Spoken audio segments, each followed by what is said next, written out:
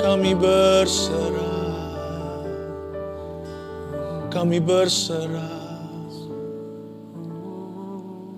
Mari kita belajar berserah kepada Tuhan dalam hadirat-Nya. Hati gak akan pernah plong kalau kita belum secara sengaja menyerahkan kekhawatiran kita. Lawan arus untuk berserah kepada Yesus. Mari kita angkat tangan kita dan katakan, Tuhan, aku berserah. Bilang begitu, Tuhan, aku berserah kepadamu. Jadilah padaku seturut kehendak-Mu. Terima kasih Tuhan. Sampaikan sabda-Mu, beritakan firman-Mu, ajari kami seni beriman. Dan ambil setiap roh kecemasan dari dalam diri kami. Supaya kami bebas, supaya kami bahagia karena Tuhan.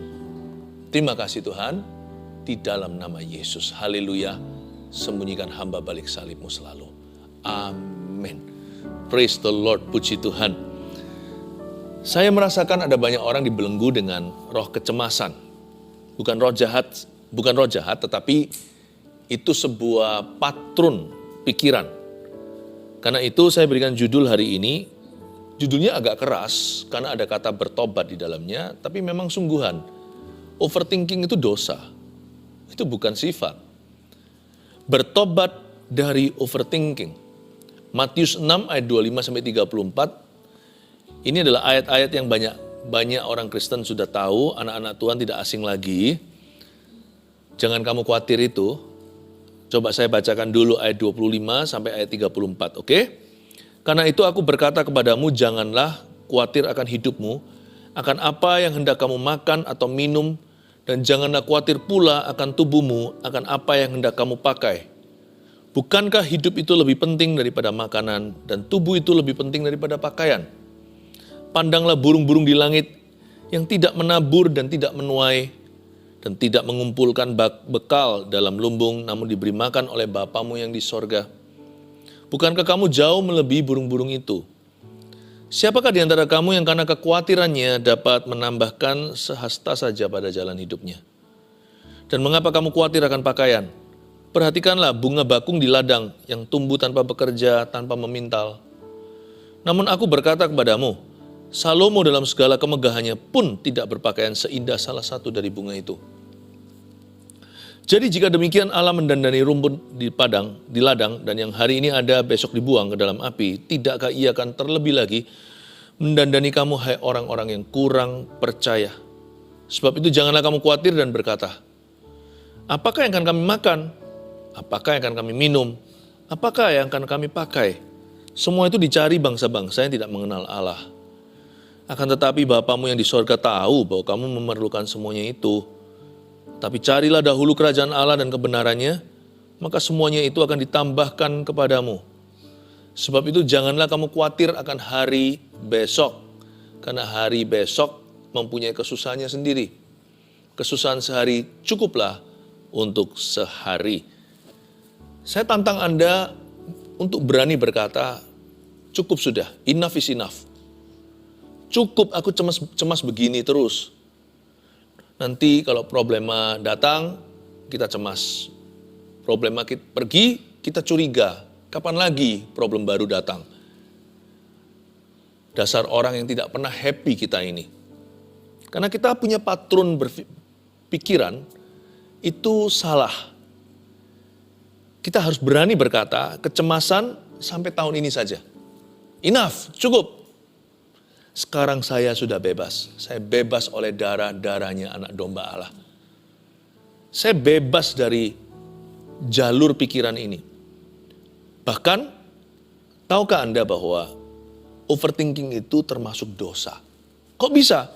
Coba baca ayat 25. Karena itu aku berkata kepadamu, janganlah khawatir akan hidupmu. Ini kata-kata Yesus ya. Yesus itu firman. Apa yang Yesus katakan itu standar Allah. Dan Yesus berkata di sini, pakai kata jangan, berarti itu perintah. Itu bukan himbauan, itu bukan saran. Karena itu aku Yesus berkata kepadamu, pada murid-murid Yesus dan para pendengarnya, janganlah khawatir akan hidupmu. Jangan kamu khawatir, burung di udara dia pelihara seperti lagu itu. Janganlah khawatir akan hidupmu. Lalu jangan khawatir apa lagi? Jangan khawatir apa yang hendak kau makan, atau apa yang hendak kau minum. Jangan khawatir juga akan tubuhmu, apa yang hendak kamu pakai. Bukankah hidup itu lebih penting daripada makanan dan tubuh itu lebih penting daripada pakaian? Kekhawatiran itu nggak boleh diremehkan. Overthinking, kecemasan. Karena orang yang cemas berlebihan, yang overthinking melulu, prioritas hidupnya pasti nggak betul. Karena itu Yesus di sini tegur. Hidup itu kan lebih penting daripada makanan. Saya garis bawahi di Alkitab saya kata lebih penting. Berkali-kali lebih penting itu. Tubuh itu lebih penting daripada pakaian. Gak bisa kita itu menyembah Tuhan dalam kebenaran sambil menyimpan overthinking dan kecemasan. Karena kita gak bisa melayani dua Tuhan. Kalau kita melayani Yesus, maka garis besarnya adalah iman. Tapi kalau kita melayani kekhawatiran, kecemasan, garis besarnya adalah roh ketakutan. Nggak bisa dicampur baur. Air dan minyak nggak bisa bersatu. Apalagi Tuhan sudah berkata jangan. Jangan khawatir akan apapun juga.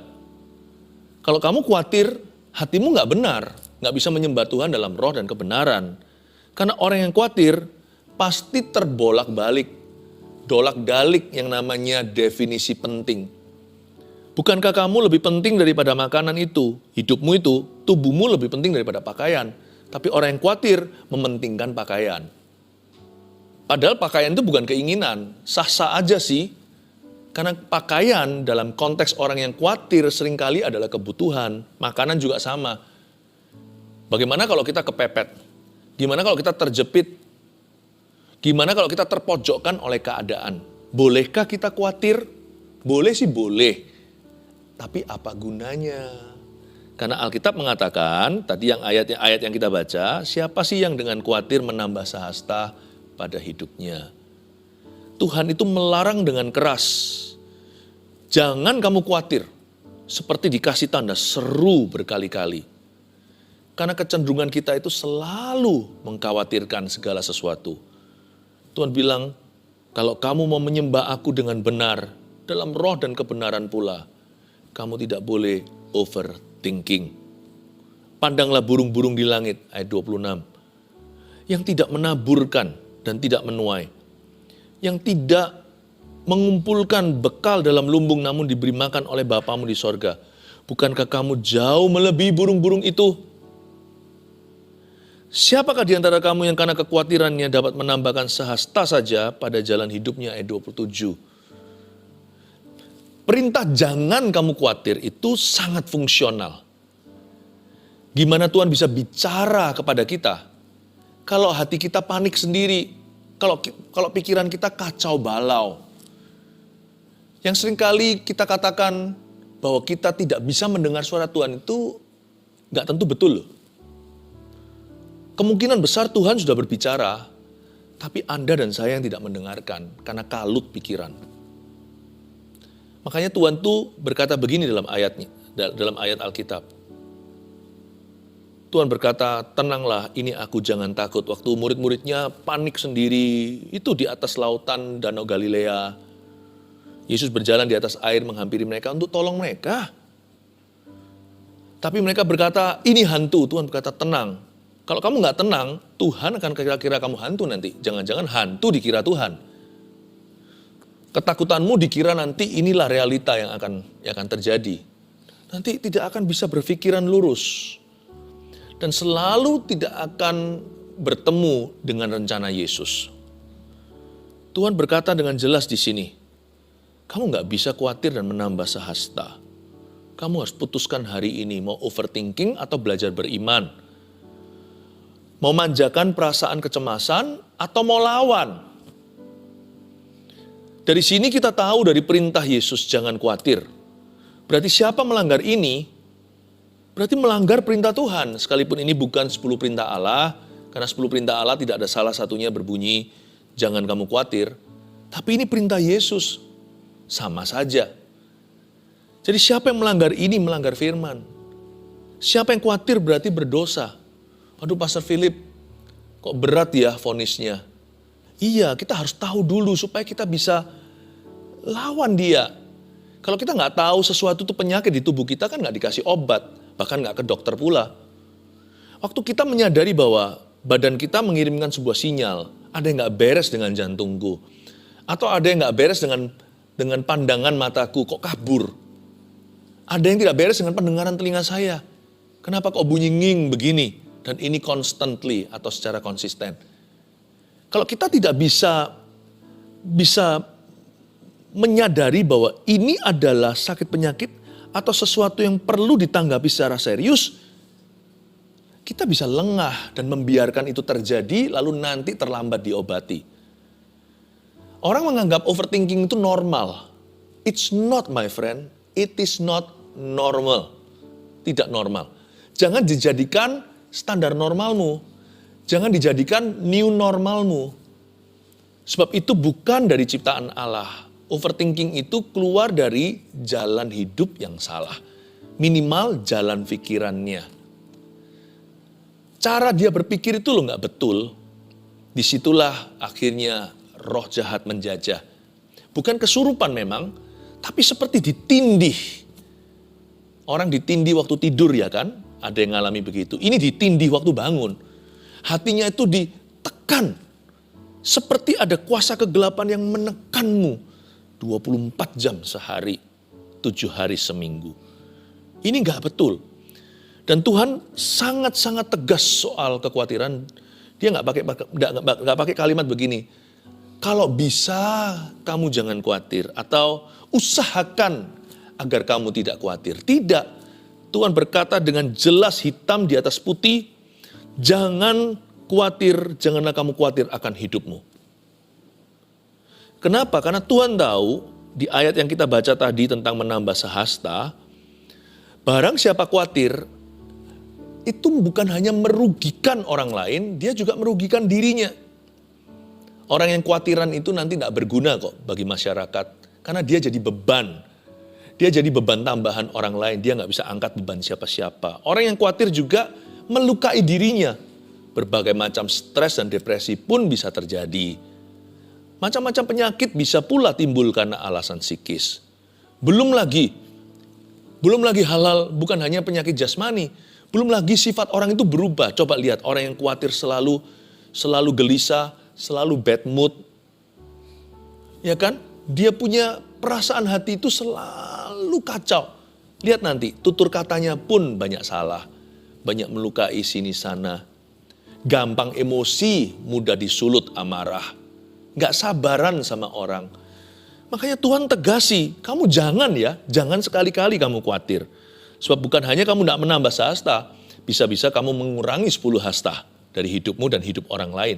Belum lagi orang yang khawatir itu juling mata rohaninya terhadap Tuhan. Apa yang Tuhan utamakan di hidupnya, dia anggap remeh dan gampang.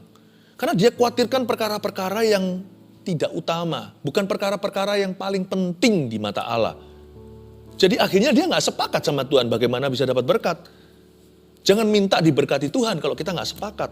Tuhan jangan dipaksa turun di level kita. Kita yang harus menjadi serupa dengan gambarannya. Orang yang khawatir itu tidak akan bisa melihat Tuhan dengan cara yang benar. Akhirnya merugikan apa? Merugikan hubungan dia dengan Sang Juru Selamat. Merugikan hubungan kita dengan Tuhan kita. Makanya Tuhan berkata, ini toksik ini. Khawatir ini toksik. Khawatir ini racun rohani. Yang akhirnya juga sangat berpotensi meracuni kesehatan kita. Mana ada sih orang khawatir yang sehat? Nggak ada. Aduh pusing terus. Sakit-sakitan. Saya minta kepada keluarga Saat Teduh untuk mengerti dan menyadari bahwa ini bukan main-main. Jangan dianggap normal. Overthinking harus dilawan. Ayat 28. Dan mengapa kamu khawatir akan pakaian? Perhatikanlah bunga bakung di ladang yang tumbuh tanpa bekerja dan tanpa memintal. Ada kata perhatikan, saya suka kata perhatikan. Berarti ada sesuatu yang Anda dan saya harus tangkap nih, gak bisa dipelajari. Ini bukan biologi. Ini adalah pelajaran tentang Allah, pencipta kita. Perhatikanlah, suruh perhatikan. Namun aku berkata kepadamu, ayat 29, Salomo dalam segala kemegahannya pun tidak berpakaian seindah salah satu dari bunga itu. Jadi, jika demikian Allah mendandani rumput di ladang, yang hari ini ada dan besok dibuang dalam api, tidakkah ia akan terlebih lagi mendandani kamu, hai orang-orang yang kurang percaya? Disuruh perhatikan, tapi kelihatannya disuruh perhatikan bunga lah, disuruh perhatikan rumput lah, padahal enggak. Kalau kita baca dengan seksama, kita disuruh memperhatikan Allah. Kita bukan disuruh perhatikan ciptaannya, tapi penciptanya. Jadi jika demikian Allah mendandani rumput di ladang, yang hari ini ada dan besok dibuang, tidakkah ia akan terlebih lagi mendandani kamu, hai orang yang kurang percaya. Tuhan itu berkata begini, solusi khawatir itu satu sih, mengenal aku dan menangkap isi hatiku. Coba kalau kita diem aja 5 menit, daripada kita itu panik 5 jam, daripada kita itu khawatir 5 hari, daripada kita stres 5 minggu, daripada kita merugi 5 tahun, 5 menit aja, berhenti sejenak. Ingat kasihnya, ingat kebaikannya, dan anugerahnya, selamatkanku. Sebab kasihnya setinggi langit, kasih setia Allah Bapa kita, besar kasih Allah pada kita. Kalau kita mau ingat aja, kita mau memperhatikan Allah kita, dan kita berkata, Bapa ajari aku 1-2 hal tentang dirimu, tiap hari 1. Aku ingin menangkap isi hatimu. Jangan hanya membaca Alkitab demi sekedar demi untuk membaca dan menyelesaikannya. Tangkap hatinya Allah itu loh. Tangkap hatinya. Jangan jadi yes man semata-mata hanya melaksanakan perintah. Kita juga punya sih orang-orang seperti itu dalam hidup kita ya kan. Baik sih, saya bersyukur untuk semua tipe orang. Tapi ada orang-orang yang hanya melakukan perintah. Tapi gak pernah ngerti-ngerti hati kita. Jadi bayangkan kalau suatu hari perintah belum diberikan, orang itu bengong gak tahu mau lakukan apa. Tapi lihat, sahabat selalu tahu isi hati sahabatnya. Anak biasanya tahu isi hati orang tuanya. Suami istri saling mengenal isi hatinya. Jadi bahkan tidak perlu main perintah, kita udah ngerti kok. Papa kita maunya apa. Kita paham kok apa yang dia suka, apa yang dia tidak suka. Hati itu nangkepnya itu karena bertahun-tahun mengenal dia. Waktu kita bicara sama seseorang, kita bisa bilang, ini kalau papaku tahu pasti dia gak suka nih. Atau ini kalau papa saya tahu nih, wah dia pasti happy nih. Kenapa kok cepet-cepet ambil konklusi? Kenal kan, meskipun kita harus konfirmasi. Jangan ambil keputusan sendiri kalau itu bukan wewenangmu. Tapi di hati kita tahu kok, orang lain hanya mereka, kira-kira gimana ya? Pak bos mau gak ya proposal begini? Wah ini papaku dari dulu suka yang begini. Tapi coba saya tanyakan papa saya ya. Atau sebaliknya, udah yang kayak beginian. Papa saya paling benci. Papa saya itu orangnya begini, titik. Lanjutkan sendiri. Nanti ya saya bawa ke papa untuk konfirmasi, kamu tanya dia sendiri aja.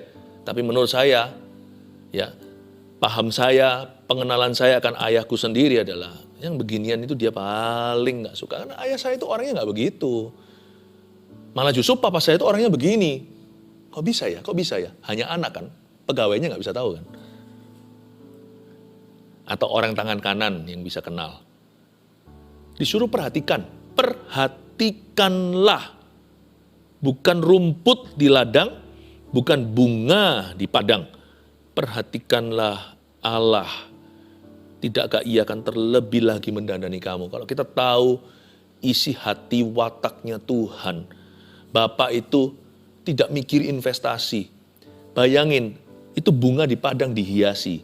Rumput juga, hijaunya kayak begitu. Besoknya dia layu dan dibuang orang ke dalam api. Atau dia tersengat dengan sang surya matahari. Itu aja sehari saja, sehari aja. Satu siang aja untuk dinikmati, itu pun banyak orang gak menikmati dengan matanya karena hanya lalu lalang saja. Bapak kasih full house. Bukan karena Bapak berkata, apa ya returnnya ya? Apa kembaliannya untuk aku? Aku dapat apa dari ini? Bapak kalau memberkati itu nggak pakai embel-embel. Kalau aku berkati kamu, nanti kamu harus melayani aku. Kalau aku berkati kamu harus memberi persembahan. Nggak ada. Makanya saya juga nggak pernah kok sama Tuhan itu kasih janji-janji, Tuhan kalau engkau berkati gini, saya jauhkan yang gitu-gituan. Karena saya kenal watak Bapak saya. Dengar baik-baik ya, Papa saya ya, Bapak rohani, Bapak saya di dalam sorga. Bapak segala roh, kata Ibrani. My Father in heaven. Orangnya gini, saya beritahu ya sekarang. Dia itu kalau memberi tanpa pamrih. Kasih ibu itu terinspirasi atau diambil dari kasih Bapa di sorga. Tak mau kembali, hanya memberi. Bapak itu kalau ngasih, meskipun cuma 1 hari, besok hangus, dia tetap memberikan yang terbaik. Karena memang itu sifatnya. Dia maha murah, bukan murahan, maha murah hati. Dia maha memberi. Nah kalau begitu kita punya Bapak, kenapa kita ketakutan? Kenapa kita overthinking seolah-olah Tuhan itu akan menjegurkan, seolah-olah Tuhan akan menceburkan, seolah-olah Tuhan itu akan melukai, seolah-olah Tuhan itu akan merugikan, seolah-olah Tuhan itu hendak mengambil sesuatu, seolah-olah Tuhan itu jual mahal, seolah-olah Tuhan itu lebih senang bilang tidak sama kita. Supaya mendidik kita daripada berkata iya dan memanjakan kita. Tuhan tidak pernah memanjakan, I know. Tapi jangan pakai alasan mendidik. Dia adalah pendidik yang paling tinggi. Berarti dia jahat. Berarti dia itu keras. Bukan hanya ketegasan Tuhan saja yang patut kita pelajari. Tangkap isi hatinya, dia murah hati. Kalau kita tahu Bapak seperti apa yang kita sembah dan punya, niscaya pastilah semakin hari, semakin sedikit kekhawatiran di dalam hati. Setiap bulan, semakin berkurang itu kecemasan. Dan setiap tahun, overthinking tidak lagi menjadi gaya hidup di dalam hidup kita. Haleluya. Ayat 31. Sebab itu janganlah kamu khawatir dan berkata, apakah akan kami makan, apakah yang akan kami minum, apakah yang akan kami pakai. Semua itu dicari bangsa-bangsa yang tidak mengenal Allah. Akan tetapi Bapamu yang di sorga tahu bahwa kamu memerlukan semuanya itu. Ayat 32 ini bagus sekali. Kalau kamu khawatir terus ya nanti lama-lama hidupmu akan mengejar sesuatu yang gak jelas.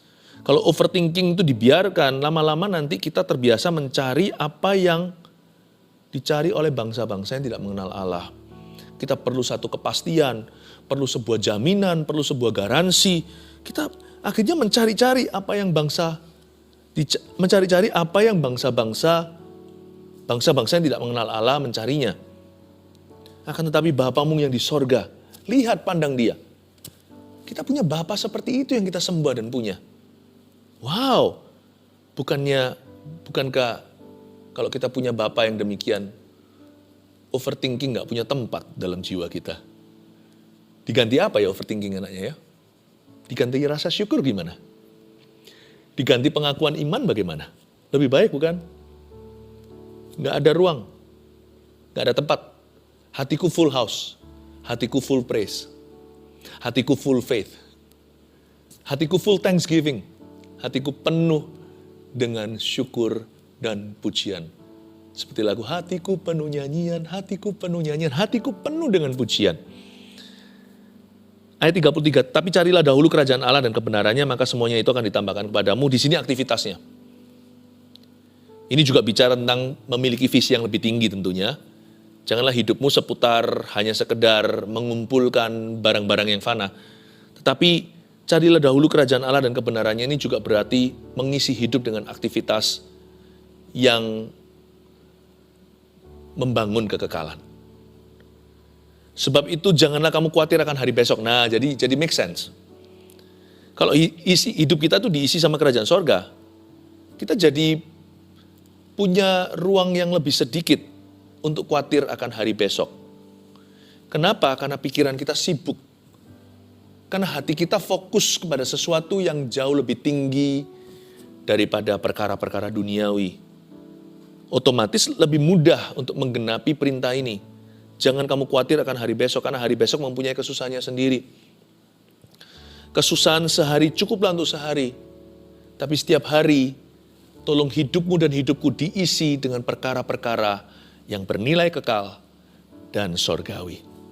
Di samping kita bekerja, melakukan tugas kita, mahasiswa kuliah, ibu rumah tangga, rawat rumahnya, pengusaha bekerja, seorang karyawan di perusahaannya. Memang kita harus lakukan tugas kita. Tapi hati kita, pikiran kita harus diisi dengan kerajaan Allah serta kebenaran. Dengan demikian lebih gampang untuk kita itu tidak terbuai oleh kekhawatiran. Kekhawatiran akan hari besok, karena besok kita ada perencanaan, ya kan? Saya tiap malam selalu lihat di agenda saya punya agenda manual. Besok apa aja tugas saya? Wah, biasanya terbeberkan penuh dari atas ke bawah, dari kiri ke kanan. Harus begini, harus begitu. Nggak terlalu banyak ruang gitu untuk saya itu ngelamun lalu mikirkan yang enggak, khawatir akan hari besok. Kekhawatiran yang notabene tidak akan terjadi dalam kehidupan kita. Tahukah sebagian besar ketakutan manusia itu tidak akan terjadi? Jangan kamu khawatir akan hari besok. Jangan kasih ruangan, jangan kasih tempat tumpu tuh setan. Jangan kasih jalan untuk roh ketakutan. Kalau kita ke depan itu ada rencana, semua ada planning. Kita patut membuat perencanaan. Kalau kita tidak berencana berarti kita rencana itu gagal, ya kan? Jangan kamu khawatir akan hari besok. Kalau agendamu diisi dengan kerajaan Allah dan kebenarannya, maka lebih gampang kita itu untuk tenang. Kesusahan sehari cukuplah untuk sehari. Daripada orang yang nganggur pikiran, letih lelah dan letih lesu sendiri. Daripada begitu, mendingan otak ini diisi dengan hal-hal yang penting, yang perlu, yang membangun, lalu belajar serahkan sisanya kepada Tuhan. Saya ngerti suatu hari kita boleh punya rencana. Suatu hari kita semua akan punya hari terakhir kita hidup di dunia. Kalau Tuhan belum datang loh ya. Meskipun kalau suatu hari itu adalah hari terakhirku, percayalah, saya tetap akan buat rencana untuk tahun depan. Karena kita tidak tahu hari kapan kita akan dipanggilnya. Tapi kita tahu hari ini adalah tugas kita untuk mengisinya. Dan kita harus mengisi hari ini dengan perencanaan yang baik untuk hari esok.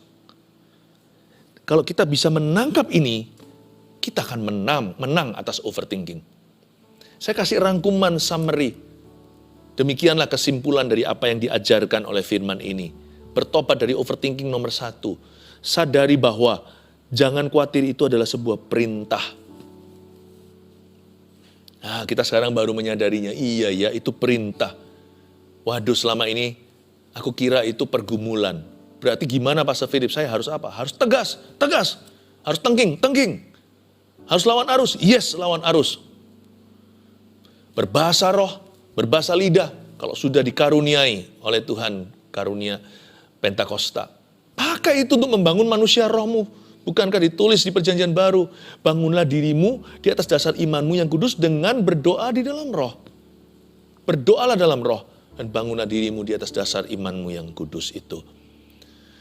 Baca firman, jangan bengong pikiran, lalu terus pikirannya itu ke ujung dunia yang gak jelas, atau kepada sesuatu yang bukan berada di dalam kendalimu. Daripada gitu, mendarat di ayat. Yes, ya itu dia, mendarat di ayat. Itu jauh lebih berguna daripada terbang di awan-awan. Baca Alkitab, pejamkan matamu setelah itu dan berkata, terima kasih aku terima firman ini dengan iman, biarkan firman ini bertumbuh 30-61 kali ganda di dalam jiwaku. Begitu, lawan keluarga Saat Teduh, sadari bahwa jangan khawatir itu adalah sebuah perintah. 2, perkuat hubungan dengan Bapa, lalu tangkap isi hatinya. Perhatikanlah Bapa, bukan bunga di padang, bukan rumput di ladang. Perhatikan Bapa penciptamu, bukankah Ia akan menghiasimu? Rumput aja dihiasi, Perkuat hubungan dulu dengan Bapa. Mustahillah kita bisa tangkap isi hatinya kalau kita tidak melekat, kalau kita tidak mendekat kepada Tuhan dan melekat serta merapat. Langkah pertama itu bukan kenal dulu, tapi datang dulu. Langkah ke-1 itu adalah langkah iman untuk melangkah mendekat Tuhan. Ya, mulai bangun mesbahmu yang runtuh. Udah gak ada waktu saat teduh pribadi atau saat teduh bersama. Mulai bangun kembali. Seperti mesbah Elia itu. Lalu nantinya api turun. Api kan gak turun sembarangan kalau gak ada mesbahnya. Api juga tidak akan diturunkan. Bangun. Perkuat hubunganmu dengan Bapa. Lakukan kembali aktivitas-aktivitas rohani yang membangun imanmu. Lalu setelah itu jangan hanya lakukan itu sebagai religi atau sesuatu rutinitas, bahkan liturgi. Setelah Anda merapat, mendekat pada Tuhan, usahakan untuk tangkap isi hatinya seperti kalau di dalam kelas gitu ya, guru lagi berceramah atau mengajarkan matematika, fisika, atau bahasa Inggris, atau bahasa Indonesia.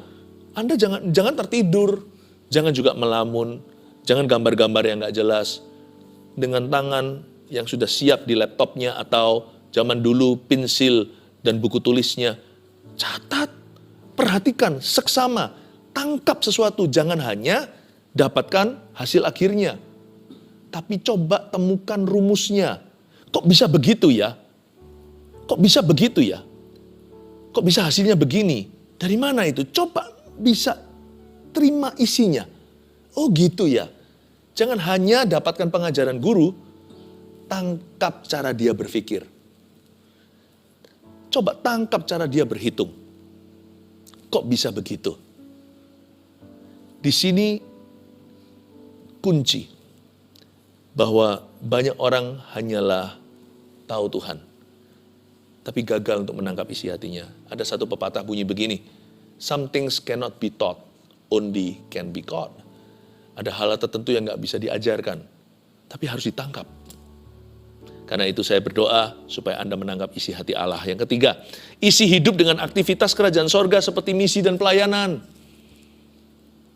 Ini bukan berarti hanya misi dan pelayanan saja loh ya, lalu gak bekerja, gak kuliah, gak sekolah, lalu semua nilainya buruk, pekerjaannya juga terbengkelai. Jangan lakukan itu, hidup harus seimbang. Tetapi setelah kita bekerja sebaik-baiknya, sekolah sebaik-baiknya, lakukan tanggung jawab kita, isilah hidupmu juga dengan aktivitas kerajaan sorga, seperti misi dan pelayanan. Karena hal-hal itu akan membantu kita untuk tidak fokus pada diri sendiri. Itu membantu kita. Belum lagi ada nilai kekal dalam aktivitas-aktivitas tersebut. Sangat membantu kita untuk bisa fokus pada Yesus dan fokus pada orang lain. Lama-lama, tanpa kita sadari, kita sembuh sendiri dari overthinking itu. Kalau hidupmu terisi dengan apa? Diisi dengan aktivitas kerajaan sorga, seperti pelayanan, seperti misi. Dalam hidup saya, dan hidup banyak jemaat Mawar Siaran saya gembalakan, yang membantu kita nggak overthinking, tapi selalu higher thinking. Bukan cemas, tapi memikirkan perkara lebih tinggi adalah visi mendirikan 1000 gereja lokal yang kuat dengan 1 juta murid Kristus. Kita hidup untuk itu. Dan karena itu, kita tidak pernah fokus kepada perkara-perkara yang sementara. I pray, saya berdoa, Anda menang dari overthinking. Haleluya.